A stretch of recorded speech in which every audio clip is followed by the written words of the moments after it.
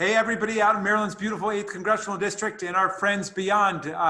It's Congressman Jamie Raskin coming at you this Friday with my favorite feature of the week, Local Hero, where we get to honor the local heroes in our midst who are making life better for all of the people of the 8th District.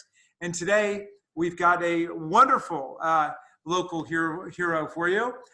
She is the health planner at the Carroll County Health Department and has been taking the lead on a lot of the vaccination work there and is the public information officer for the health department. This is Maggie Kunz, and she's been with the health department in Carroll County for 10 years and comes very highly recommended by all the people in the Carroll County government and all the people there. So Maggie, thank you for all of the tremendous work you've been doing for our community. Well, thank you so much for this honor. I really do want to say I'm just very honored to be chosen as a local hero, but all of this effort is really due to a lot of teamwork. So I commend all of my colleagues in Carroll County government and my colleagues here at the health department and across the county who are really working together to make things happen. Well, I appreciate that. And all of our local heroes say that they're part of teams, and that's what makes them heroes, that they understand that there's no individual success without group success and community success. And you've been right at the heart of what's going on there. Carroll County has vaccinated more than 11,000 people, as I understand it, the health department, and there are more than 30,000 or 33,000, something like that, that have been vaccinated in the county. So there's very good progress happening there. So give us your sense of how you think it's going and what needs to happen in order for us to reach herd immunity and then for us really to get through this thing. I think it's going well. I think we've gotten the hang of it. I think we're getting better. Our goal, the vaccination registration team's goal, is to do it better every week. We were a little bit surprised. We didn't really realize that we'd have to kind of create our own pre-registration system, but so it wasn't ideal. If we went back again, we'd do it differently. But I think we've gotten the hang of it. We're working well together and really reaching out to folks as best we can to make sure we get them enrolled if they're interested and to just give them more information about the vaccine. Really looking for folks all across the community to help us get the word out about vaccination, to let people know about the health department efforts and other ways you can get vaccinated. We have a lot of information on our website. We have a call center people can call. And we just want people to reach out to their friends and neighbors and family members who are 65 and up, 75 and up, who might not be as connected to resources, and just make sure that if they're interested in getting vaccinated, they contact us. If they have questions about vaccination, they can contact us and just learn more. We want to be here, be a resource, and just be reaching everybody in the community. One of the jobs of public health is to reach out to everybody, regardless of the barriers that they face. And so if people face transportation barriers, we can help them. If people are, have financial barriers, that's not an issue here. It's a free vaccine. So, we just really want to help to ask the community to help us reach those last folks, and so we can get as many people vaccinated as possible. You're still focused on reaching the over 65 population, but what are the next stages that people need to be getting ready for? What are the next populations that you're going to be bringing in? So we're finishing up our 75 and up, trying not to leave anybody behind, but opening gradually to our 65 and up. But in addition to that, we're working on our education staff and our higher ed staff and our continuity of government. We actually have several clinics tomorrow for those groups, and kind of finishing up our healthcare and first responders as well, another important group.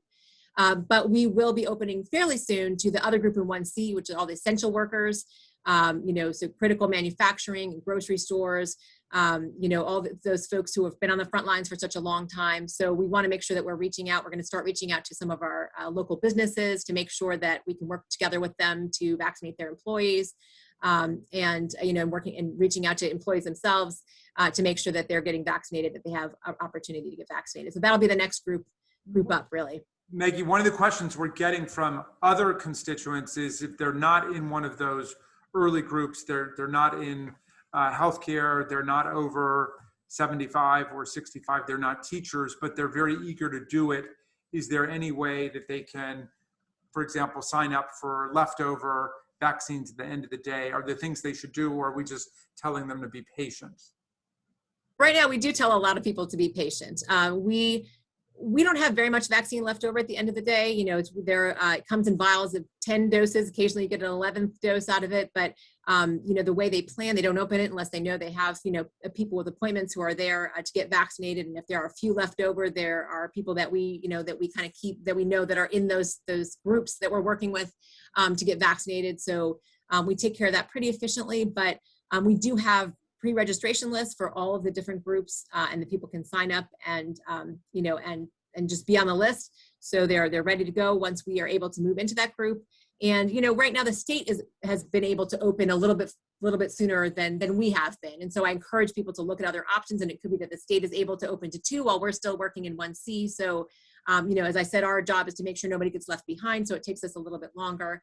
But there may be opportunities. And I think that, you know, I'm really very hopeful that we'll get more and more vaccine. We're prepared to give more vaccine in a week, you know, if we get it. So I think, you know, just be patient, stay tuned, and stay in touch. Well, and what's your message to the public about the importance of continued masking and social distancing during this period? So we're telling everybody, you know, keep on Maryland, to keep wearing your mask, keep watching your distance, keep washing your hands. And, you know, and get vaccinated as soon as it's your turn. So all those things are still important. We're still, you know, learning more about the variants. We're still learning more about how well the vaccines work. We're still working to get people vaccinated, and we don't want to lose ground now. We want to be able to keep moving forward. And so we just ask people to be patient, keep doing all those important things, and hang tight with us as we move forward together as quickly as we can. So Maggie, I've learned about you that you are a master naturalist and outdoor explorer person. You take people on field trips and hikes and projects and everything, and it's hard to imagine a more beautiful place in the world to do it than in Maryland and in Carroll County. Tell us how you've been using that to maintain your balance and composure through the crisis. Well, so my husband and I have taken a lot of hikes right around our house at Bear Branch Nature Center in Hoshawa.